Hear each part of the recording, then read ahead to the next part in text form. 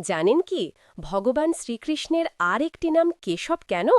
এর পিছনে লুকিয়ে আছে এক ভয়ঙ্কর অসুরের বধের কাহিনী। অসুরটির নাম ছিল কেশী।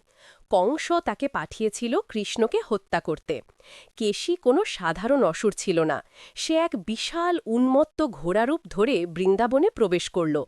তার ভয়ঙ্কর চিৎকারে আর খুঁড়ের আঘাতে মাটি কাঁপছিল। সে মুখ হাঁ করে কৃষ্ণকে গিলে খাবার জন্য ছুটে এলো। কিন্তু ছোট কৃষ্ণ একটুও ভয় পেলেন না। তিনি হাসতে হাসতে সেই অসুরের মুখের ভেতরে তার হাত ঢুকিয়ে দিলেন।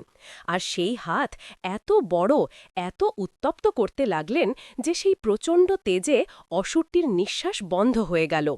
তার গলা পুড়ে গেল এবং সে ছটফট করতে করতে মারা গেল।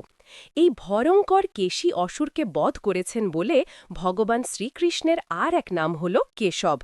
যদি ভগবান কৃষ্ণের ওপর বিশ্বাস থাকে তাহলে ভিডিওটি লাইক ও সাবস্ক্রাইব করুন আর